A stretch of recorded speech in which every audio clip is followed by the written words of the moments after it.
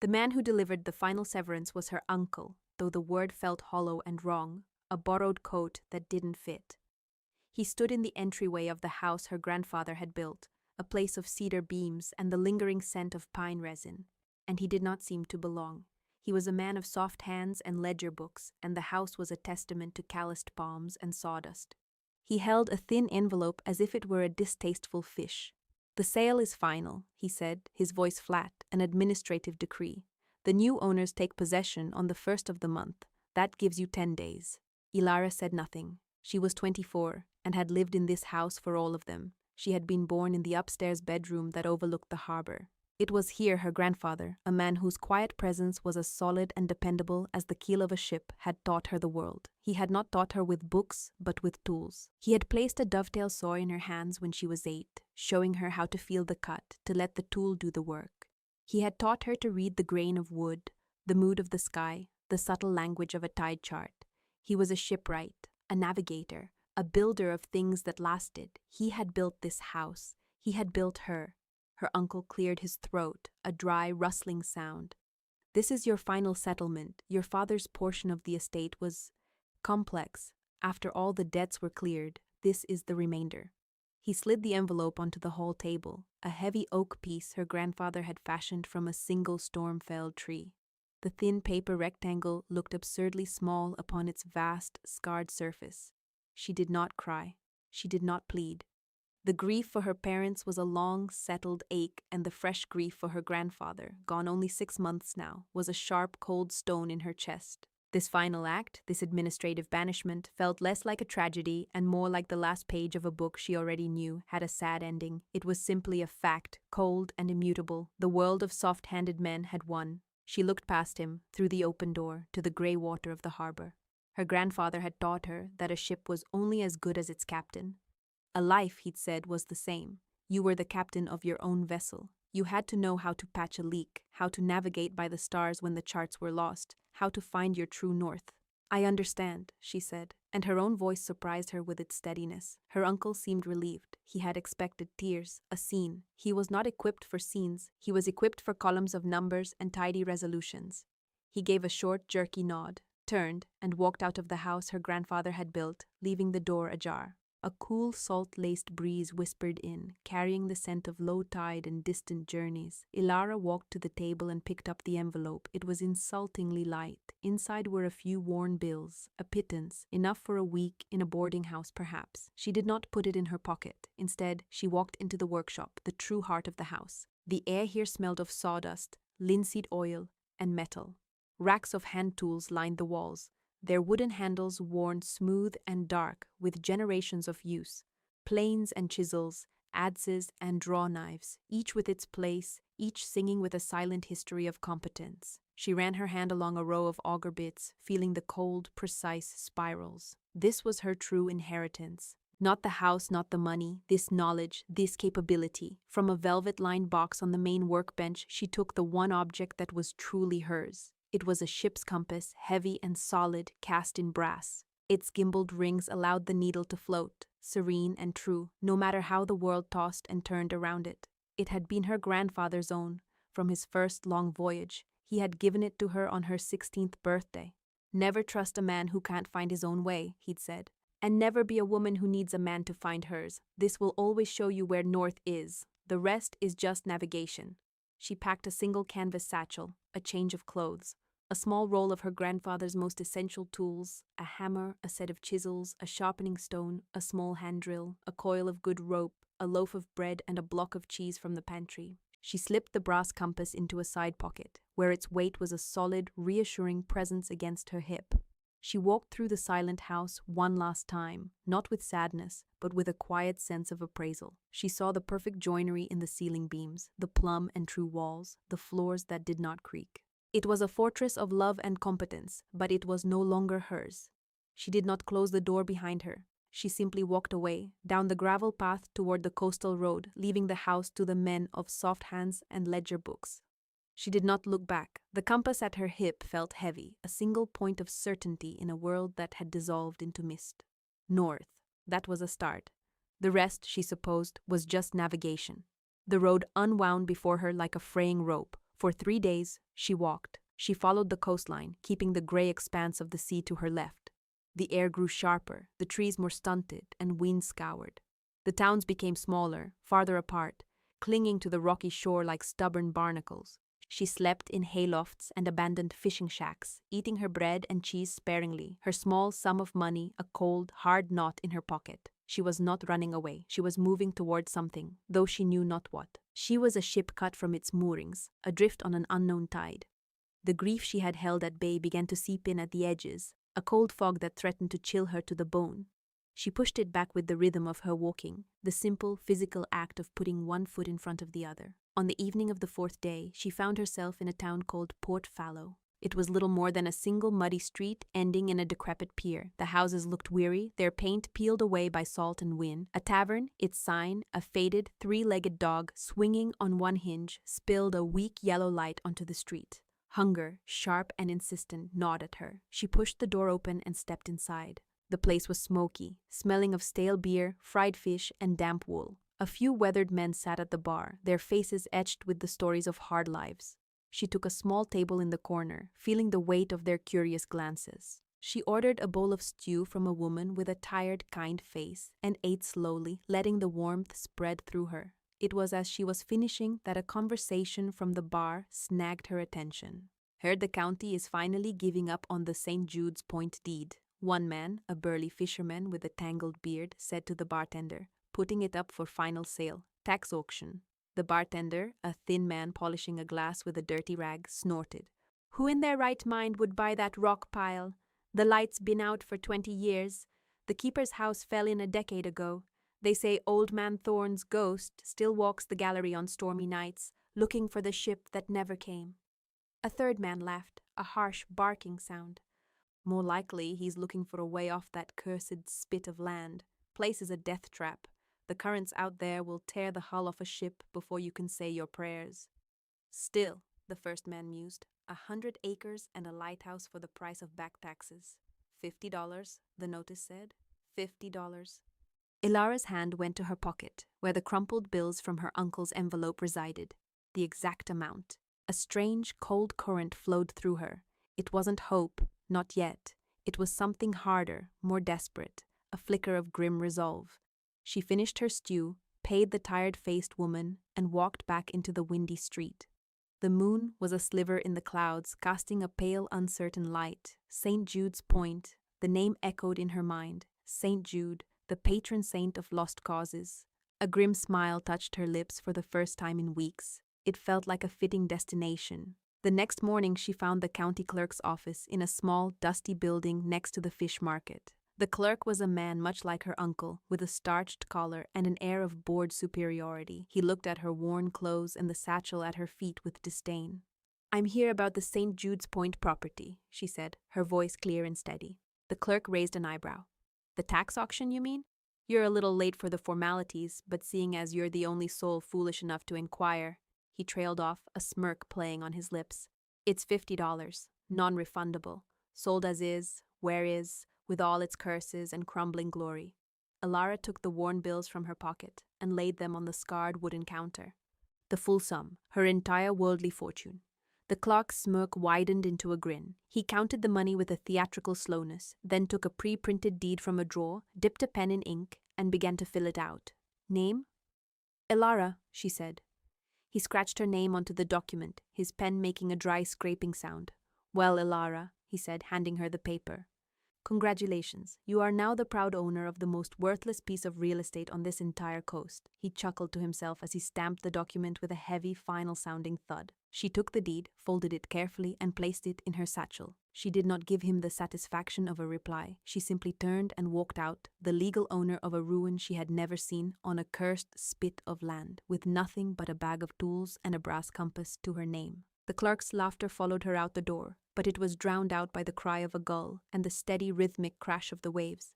It was the sound of her new life beginning. Finding passage to the point was its own challenge.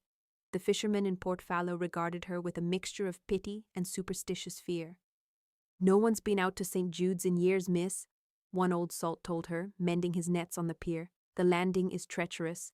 The currents are a devil's brew."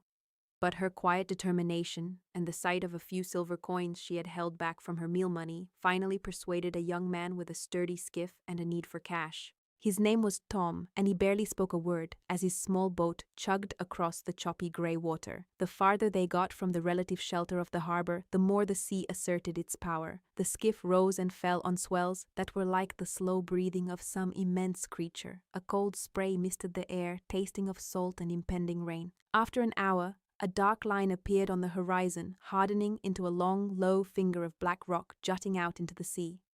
At its very tip, a solitary finger pointed accusingly at the sky. The lighthouse. From a distance, it possessed a kind of stark, mournful beauty, but as they drew closer, the beauty dissolved into brutal reality. It was a ruin. The clerk had not been exaggerating. The tower, a cylinder of massive granite blocks, stood defiant, but its top was a jagged crown. The entire lantern room, the glass and iron housing for the light itself, was gone, shattered by some long-ago storm. What was left was open to the sky, a roost for gulls whose white droppings streaked the stone like tears. Beside the tower was the ghost of a house, the keeper's cottage. Its roof had collapsed inward, and its stone walls had crumbled, leaving a jumble of splintered timbers and rubble that spilled down toward the sea. The entire point was a monument to decay, a testament to the relentless power of wind and water over the works of man.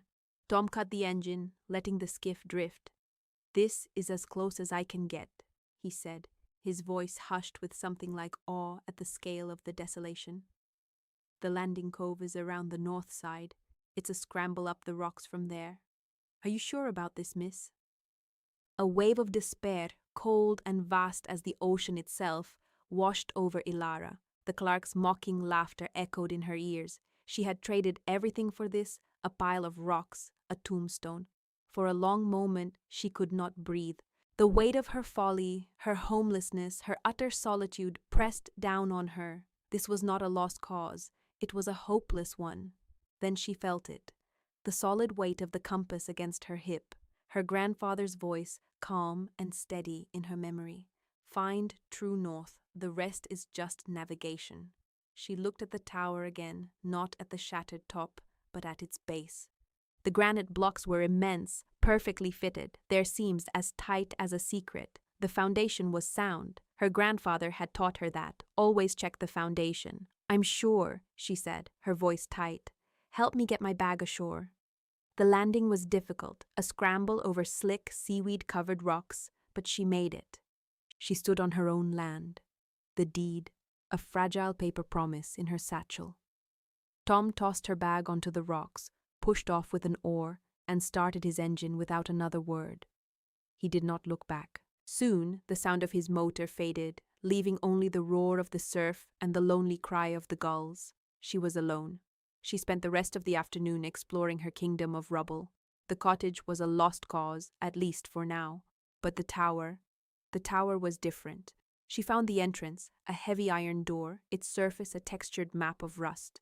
The lock had long since seized. Using a small pry bar from her tool roll, she worked at the seam, leveraging her weight against it. For a long time, nothing happened. Then, with a deep, groaning screech of tortured metal, the door shuddered open a few inches. Enough. She slipped inside. The air was thick, cold, and heavy with the smells of damp stone, decay, and something else. The dry, papery scent of ancient dust. A spiral staircase of cast iron clung to the curved inner wall, ascending into the gloom above. The ground floor was a circular room, perhaps 20 feet across, its floor paved with massive, irregular flagstones. It was filled with debris, rotted wood, fallen plaster, the skeletal remains of what might have been a table and chair, but it was dry and out of the wind. This would be her shelter, a place to start. She began to work, her movements methodical. She hauled the larger pieces of debris outside, piling them neatly. She used a flat piece of driftwood as a makeshift broom, sweeping the smaller rubble and thick layers of dust toward the door. The physical labor was a balm.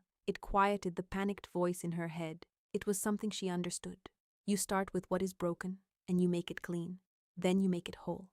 As the late afternoon sun slanted through the high, narrow windows, casting long, dusty shafts of light across the room, she began to notice the floor more closely. The flagstones were expertly laid, fitted together like a puzzle. But one stone, near the center of the room, was different. It was no larger or smaller than the others, but the thin line of mortar surrounding it was a slightly different color, a paler gray, and it was perfect, uneroded by the damp that had stained the other seams.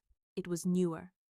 She knelt, running her fingers over the line. It was smooth. She pressed her ear to the cold stone, a trick her grandfather had taught her for finding stress points in timber. She heard nothing but the deep, resonant silence of the granite. She tapped it with the steel head of her hammer. It gave a dull, solid thud, the same as the others, not hollow. She stood up, puzzled. It was nothing, likely. A repair made by the last keeper for some forgotten reason. She went back to her cleaning, her mind already moving on to the next task, finding a source of fresh water, rigging a cover for the doorway. But later that night, as a high tide surged around the base of the point, she felt it, a faint, deep vibration through the soles of her worn boots. It was almost imperceptible, a low thrumming that seemed to come from the bedrock itself. She moved to the edge of the room, near the thick outer wall. The vibration was weaker here. She moved back to the center, standing directly on the strange stone. The vibration was strongest here. It was a rhythmic, resonant hum in time with the ocean's surge. It wasn't the stone itself vibrating, she realized. It was something under the stone, the anomaly, a question mark set in solid rock. And in her desolate world, a question was a fragile, precious thing. It was a reason to keep going. The next day dawned gray and blustering. A fine, persistent drizzle slicked the rocks and turned the sky to slate. Ilara ignored the weather. Her focus had narrowed to the single anomalous flagstone. The rhythmic vibration she'd felt at high tide had vanished with the ebbing water, but the memory of it and the visual clue of the newer mortar held her attention completely. This was a puzzle, and her grandfather had taught her that most puzzles, if they were made by human hands, could be unmade by them. She unpacked her tool roll, selecting a cold chisel and her heaviest hammer. She knelt beside the stone, feeling the chill of the granite seep through the knees of her trousers. She placed the sharp edge of the chisel against the pale mortar line. It was a delicate operation. She didn't want to shatter the flagstone, nor chip the surrounding ones. She wanted to remove the mortar cleanly, to reveal what lay beneath without destroying the secret in the process. The first blow of the hammer on the chisel was a sharp, clear ring that echoed in the circular room. A tiny puff of gray dust was her only reward. She repositioned the chisel, struck again. Ring, puff. For hours, this was her world. The methodical tap-tap ring of steel on steel, the patient scraping, the slow, painstaking work of removal. Her arm ached, her knees were numb, but she fell into the rhythm of the work. It was a conversation with the stone, a negotiation with the past. Each chip of mortar removed was a word spoken, a question asked. By midday, she had cleared a few inches. The mortar was hard, but brittle, not like the ancient, rock-like substance in the other seams. It was a high-quality mix, but it hadn't had a century to cure. It had been applied with skill, by someone who knew what they were doing.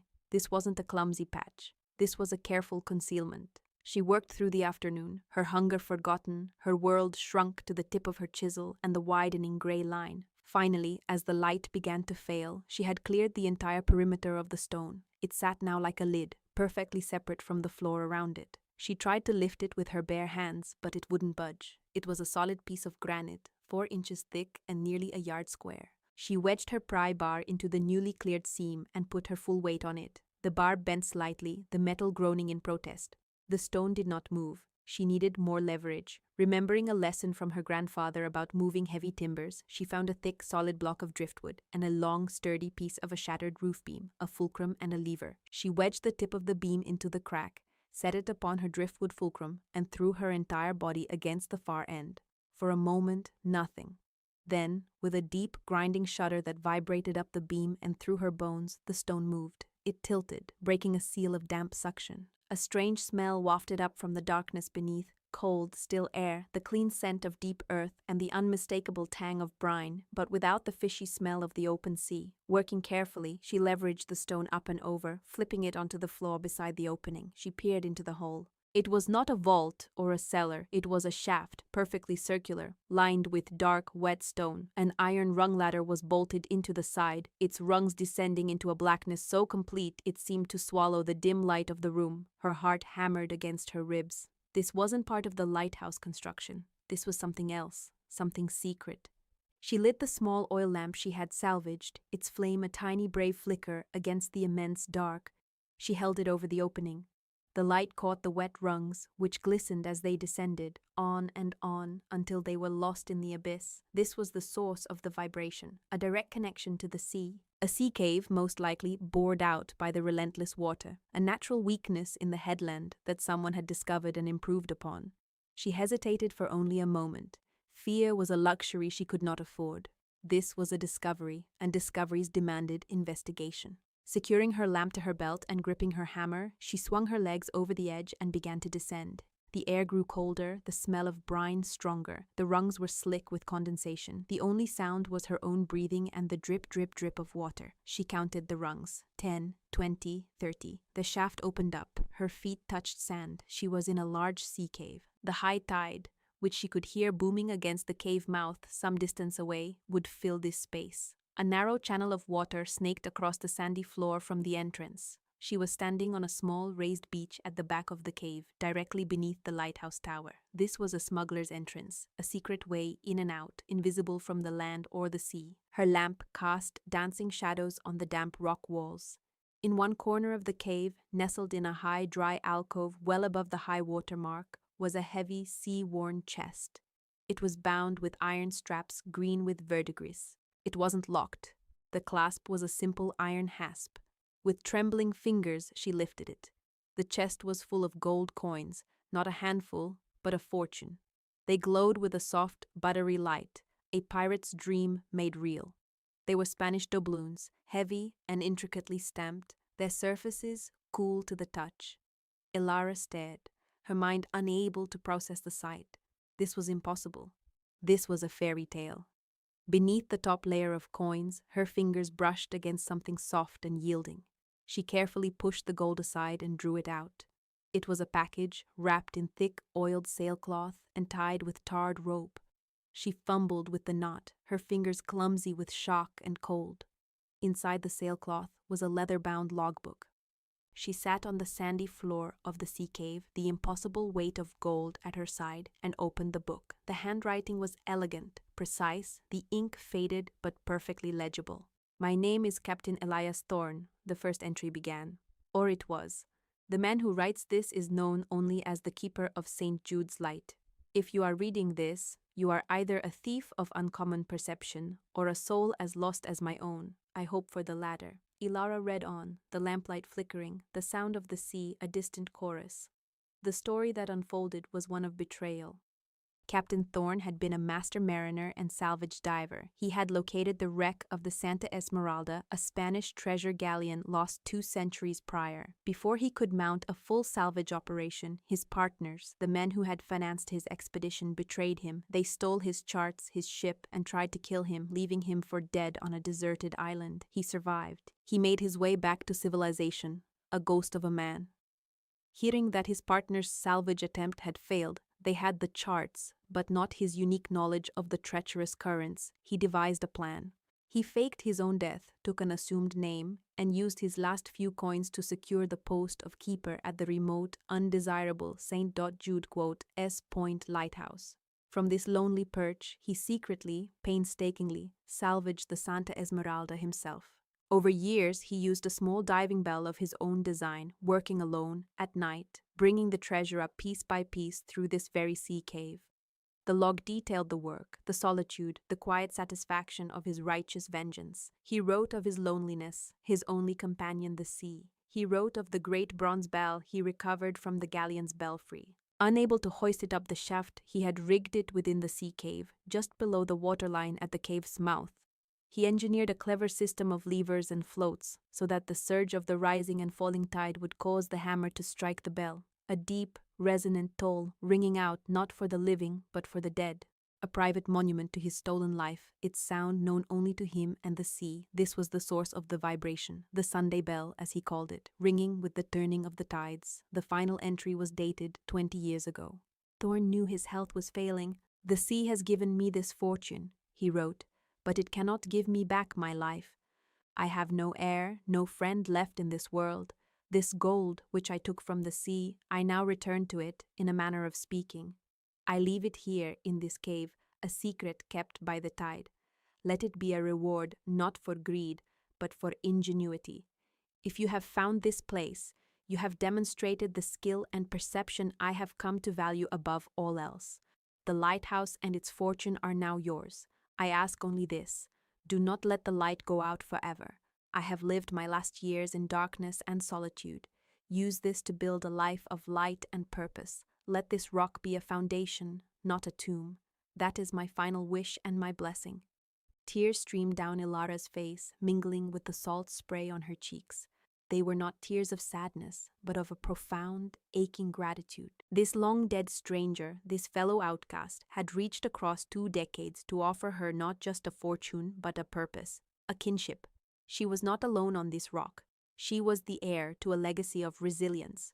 She closed the logbook, her hands tracing the worn leather. Captain Thorne's story mirrored her own, the betrayal, the loss, the solitude, but he had not surrendered to despair. He had worked, he had built, he had endured, and in this cave he had left her the tools to do the same.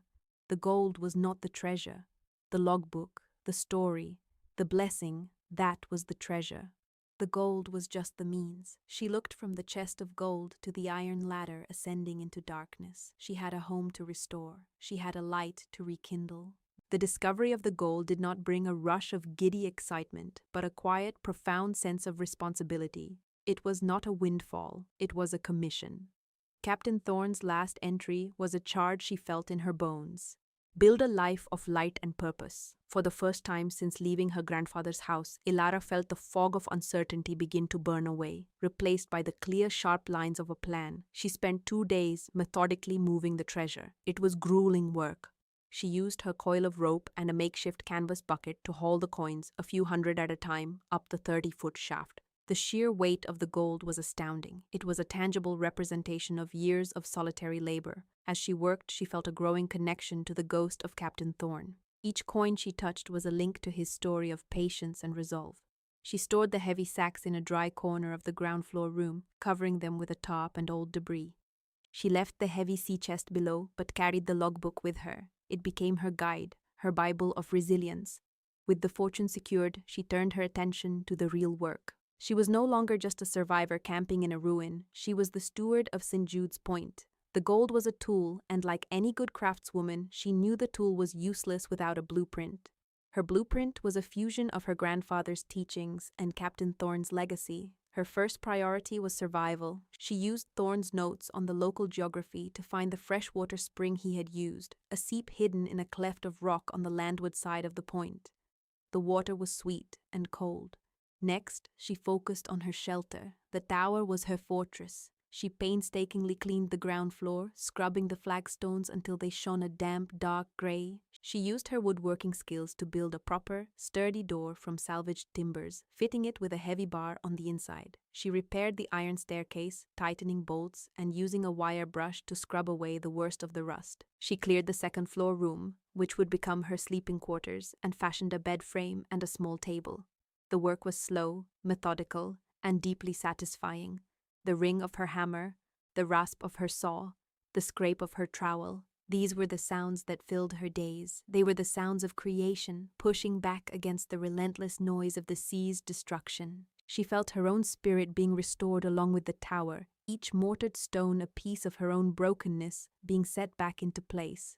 After a month of solitary labor, she knew she needed supplies. She couldn't rebuild the lantern room or the keeper's cottage with driftwood and hope. She needed glass, timber, lime for mortar, iron for fittings. She needed help. She rowed to Port Fallow in a small leaky dinghy she had found and repaired in the sea cave, another relic of Captain Thorne's tenure. She walked into the town's general store, run by a formidable woman named Martha, whose face was a roadmap of shrewd kindness. Ilara did not haggle or plead. She had a list, precise and detailed. She wanted 10 panes of custom-cut laminated glass, strong enough to withstand a gale. She wanted 50 board feet of seasoned oak, a barrel of lime, and 2 kegs of galvanized nails. She paid in gold coin. Martha's eyes widened almost imperceptibly at the sight of the Spanish doubloon Ilara placed on the counter. She picked it up, felt its weight, and looked at Alara, not with suspicion, but with a new level of appraisal. She had seen Alara leave weeks ago, a slip of a girl buying a cursed ruin. The woman who stood before her now was different. Her hands were calloused, her face browned by the sun and wind, her gaze direct and steady. "This will take time to procure," Martha said, her tone all business. "And transport will be costly." "I will pay for the transport," Ilara said simply. "And I will pay for quality." This transaction was the first pebble dropped in the quiet pond of Port Fallow's society. The news spread, not as a shout, but as a murmur. The girl on the point wasn't starving in her ruin. She was building. Her next visit was to the blacksmith, Silas. His forge was at the edge of town, a place of smoke and the musical ring of hammer on anvil. He was a mountain of a man, with arms like anchor chains and a beard that seemed to smolder with embers. He was known for his skill and his temper. Ilara brought him the rusted ironwork from the lantern room's original ventilator system. "This is scrap," he grunted, barely glancing at it. "The design is sound," Ilara countered, "but the material was poor. I need it replicated, but not in iron, in marine-grade bronze. And these gears," she pointed to a complex mechanism, "need to be cut with a finer tolerance to reduce wear from salt corrosion." Silas stopped his hammering.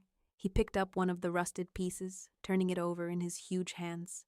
He looked at the intricate design, then at Ilara. He saw not a customer, but a fellow craftsman. She spoke his language, the language of material, of function, of things made to last. "Bronze will cost you," he said, his voice a low rumble. "I am prepared to pay for quality," she repeated, and laid another gold coin on his anvil. He stared at the coin, then at her. A slow grin split his beard. "All right, lass," he said. "Let's talk about bronze." Silas became her first true ally. He didn't ask where the gold came from. In his world, competence was the only currency that mattered. He respected the work. He began visiting the point, bringing his tools and his expertise, ostensibly to check the fittings for the new ironwork he was forging for her, but really, he was drawn by the project itself. He taught her how to properly temper a chisel, and she showed him her grandfather's technique for creating a perfectly balanced hammer handle. It was a partnership built on mutual respect, not charity. Martha too became an ally. She organized the shipping of the heavy materials, her freight skiff making regular, heavily laden trips to the point's treacherous landing. She started packing extra provisions in the crates, a jar of her own pickled beets, a warm loaf of bread, a letter from her sister in the next town. Small kindnesses that spoke louder than any words. Her third ally came from the woods. An old trapper named Finn, who had lived on the coast for 50 years, saw the smoke from her chimney and the steady progress on the tower. One day he simply appeared at her door, a brace of rabbits in one hand and a bundle of dried herbs in the other. He was a man of few words, his skin the texture of old leather. He looked at the new door, the clean mortar lines, the neatly stacked lumber. "Good work," he said, and it was the highest praise. He became her eyes and ears for the land, teaching her which wild greens were edible, how to read animal tracks, how to predict the weather by the behavior of the gulls. He was the local historian, and he told her stories of the point, of the shipwrecks and the storms, filling in the gaps in Thorne's logbook. The town clerk who had mocked her made a point of taking his fishing boat past St. Jude's one sunny afternoon. He had told the story of the foolish girl and her $50 purchase all over town. He expected to see a crumbling ruin. Instead, he saw a tower with a newly glazed, gleaming lantern room. He saw the stone walls of the keeper's cottage rising from the rubble, plumb and true. He saw Ilara and the giant blacksmith Silas hoisting a massive oak roof beam into place. He stared, his mouth agape, as his boat drifted past. He said nothing, and when he returned to town, he never told the story again. The laughter had died in his throat. The community of Port Fallow, the real community of workers and doers, had quietly, without a vote or a committee, accepted her as one of their own. She was no longer the foolish girl. She was the woman on the point, and she was building. Autumn on the coast was a season of violent beauty. The sky turned a hard, brilliant blue, and the sea, which had been a placid gray-green all summer, grew restless. The gales began, sweeping in from the open ocean with a fury that seemed personal. For Ilara, it was a time of testing. Every new piece of her restored home was judged by the wind and the rain.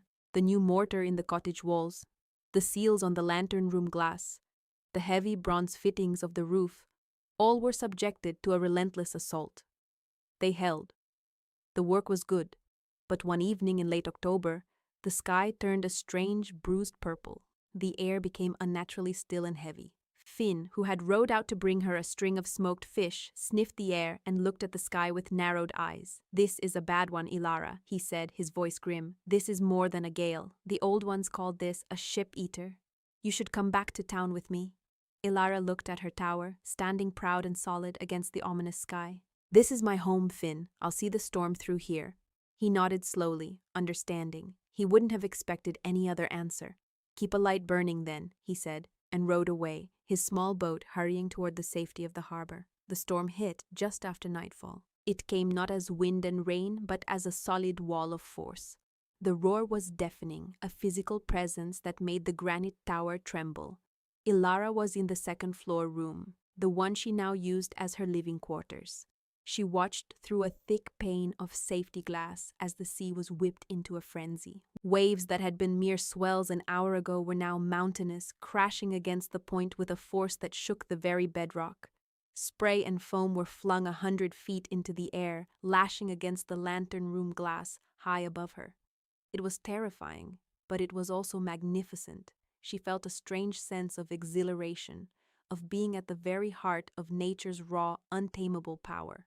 Her tower, her fortress of stone and skill, was holding its own. She felt a fierce pride. Then, through the cacophony of the storm, she saw it. A light. A weak, flickering lantern, out on the water, where no light should be.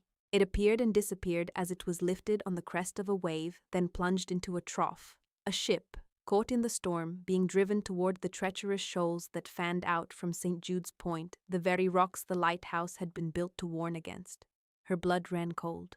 The main lamp in her lantern room was not yet functional. The complex lens and clockwork rotation mechanism were still in pieces, waiting for Silas to forge the final critical parts.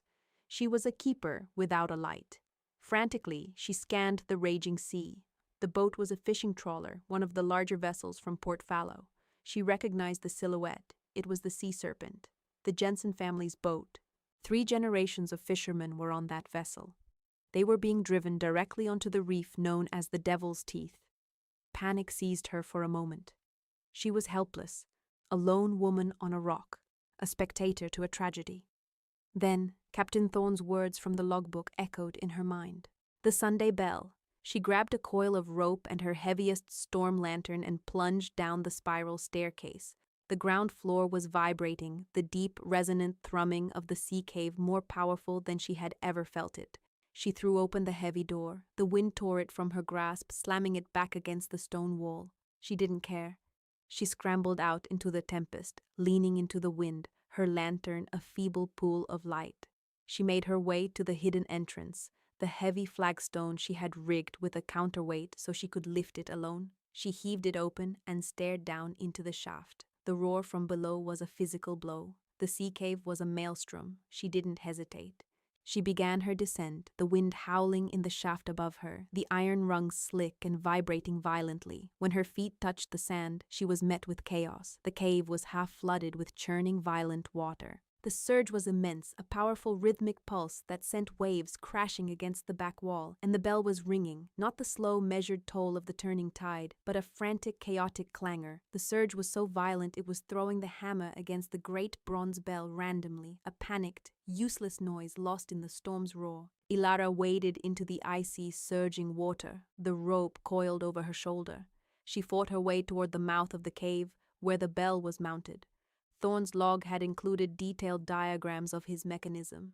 She knew there was a manual override, a system of levers, and a block and tackle for maintenance. The water was at her waist, then her chest, each surge threatening to tear her from her feet.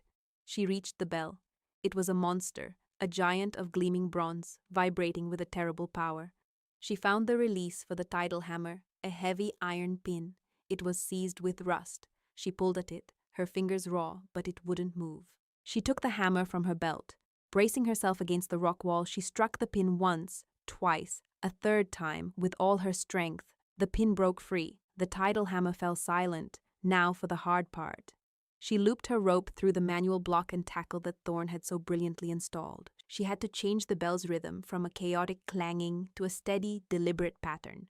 A recognized signal, 3 short tolls, a pause, 3 short tolls, an appeal for help, a declaration of location. The work was brutal. The rope was slick, her hands were numb. The surge of the waves fought her, trying to rip the rope from her grasp. It was a battle of wills, her small frame against the power of the ocean. She thought of her grandfather, of Captain Thorne, of the Jensen family on the Sea Serpent. She pulled. The heavy bronze bell swung, and its hammer struck. Dong. She released, pulled again. Dong, again. Dong. She found a rhythm. 3 steady, deep, resonant tolls that cut through the storm's fury. The sound, amplified and given a strange, haunting timbre by the acoustics of the cave, boomed out across the water. It was a voice from the heart of the rock, a sound that should not exist, a ghost bell ringing for the living. For what felt like an eternity, she worked the rope, her muscles screaming, her body battered by the waves. 3 tolls, pause, 3 tolls, over and over, a prayer cast in bronze. Then, through the storm, she heard an answering sound. The deep blast of a ship's horn, and another. The other fishermen from Port Fallow. Guided by the impossible bell, they had found their way. She saw the beams of their searchlights cutting through the rain. They had located the sea serpent, just shy of the reef. They were throwing lines. They were going to be saved. Ilara sagged against the rock wall, the rope slipping from her raw fingers. She had done it. She had held the light. She had become the beacon. The dawn that broke after the storm was one of crystalline clarity. The sky was scrubbed clean, the sea a placid, exhausted blue. The point was littered with the storm's debris, seaweed, driftwood, the sad detritus of the ocean's anger. But the tower stood, the cottage stood, and in the harbor of Port Fallow, the sea serpent floated safely at its mooring, its crew alive and whole. The story of that night became a local legend. The fishermen, their faces filled with awe, told of the ghost bell of St. Jude's Point. They spoke of a strange rhythmic tolling that cut through the hurricane's roar, a sound from a place where no bell had been for a century. It had guided them through the blinding rain, leading them to the crippled trawler just as it was about to be dashed upon the devil's teeth. They didn't understand it, but they honored it. They saw it as a miracle. Ilara let them have their legend. She never spoke of the sea cave, of Captain Thorne's ingenious engineering, or of her desperate, brutal work in the churning water. It was a secret she would keep, a quiet bond between her, the captain, and the sea. When Silas and Finn and Martha asked, she just smiled and said the old tower had a few surprises left in it. They looked at her, at the quiet strength in her eyes and the healing cuts on her hands, and they understood that she was the real surprise. In the months that followed, the final pieces of the restoration fell into place. With Silas's help, she assembled and installed the great Fresnel lens in the lantern room. It was a work of art, a beehive of crystal prisms designed to gather and project a single, powerful beam of light. On a calm summer evening, a year after she had first set foot on the point, the town of Port Fallow gathered on their pier and watched. Just after sunset, a brilliant, unwavering beam of white light cut through the twilight, sweeping in a slow, majestic arc across the sea. A cheer went up from the shore, a sound that carried across the water to the lone woman standing on the gallery of her lighthouse. Her home was complete. The keeper's cottage was a warm, solid haven, its stone walls exuding a sense of permanence, its windows looking out on a sea that was no longer a threat, but a neighbor. The scent of cedar and baking bread replaced the old smells of damp and decay. The tower was no longer a ruin, but a working lighthouse, a symbol of hope and a testament to the power of quiet competence. One evening, she stood in the lantern room as the sun dipped below the horizon, painting the sky in fiery strokes of orange and gold. The great lamp behind her began its silent, steady rotation. The room was warm from the lamp, filled with a clean, mechanical smell of hot metal and oil. On a small workbench her grandfather had made, a piece she had brought with her from his workshop, sat 2 objects. One was the heavy brass, gimbaled ship's compass he had given her. Its needle pointed steadfastly, serenely, toward true north, a constant reminder of the man who taught her how to find her way. Next to it lay a small object she had found at the very bottom of Captain Thorne's sea chest, tucked away in a velvet pouch. It was a seabird, a tern, carved from a single piece of driftwood. The work was exquisite, each feather detailed, its wings outstretched as if in mid-flight. It was a small, perfect piece of art, created by a lonely man with a world of skill in his hands. It represented the predecessor who had given her not just a fortune, but a purpose, a home, and a blessing. Her two inheritances, one of skill and one of spirit, sat side by side, united in the heart of the light she had built. She looked out at the vast, darkening ocean, the beam of her light a reassuring presence sweeping across the waves, the paltry sum of money her uncle had given her, the mocking words of the clerk, the despair she had felt upon first seeing this rock. It all seemed like a story from another life. Her true inheritance had never been in an envelope or even in a pirate's chest. It was in the knowledge in her head and the skill in her hands. It was the legacy of two solitary, competent men who had, in their own ways, shown her the way. The gold had been a tool, no different from a hammer or a saw. The life she now lived, a life of purpose and peace, surrounded by a community built on mutual respect, this she had built herself. The $50 she had paid for the crumbling, cursed ruin on St. Jude's Point was, without a doubt, the best money she had ever spent.